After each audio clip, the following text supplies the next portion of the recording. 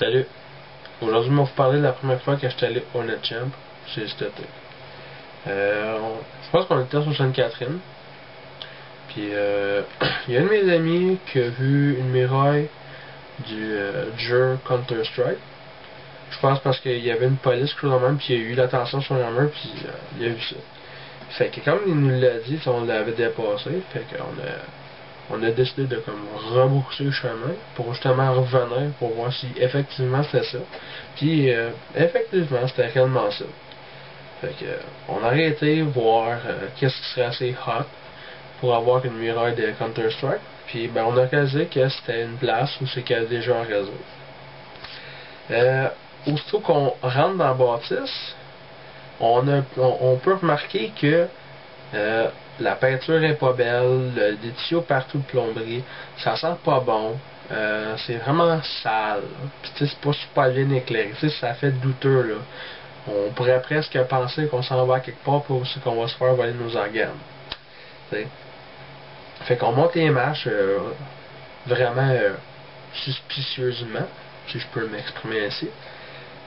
Puis on arrive devant une grosse porte en métal. T'sais.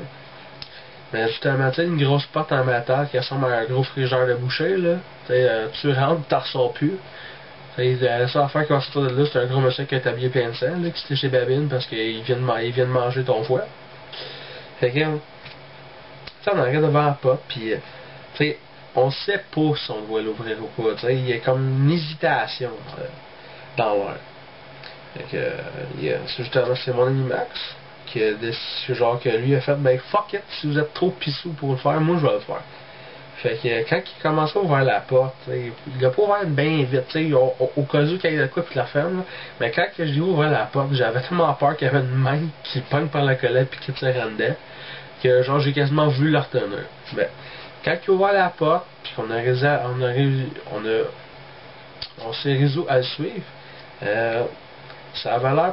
Il y avait encore le moment d'insécurité jusqu'à temps qu'on dépasse un petit muret où c'est qu'on voit justement que c'est une salle remplie d'ordinateurs et non genre de cadavres accrochés sur des chaînes dans un gros frigidaire à quelque part en plein milieu de Montréal.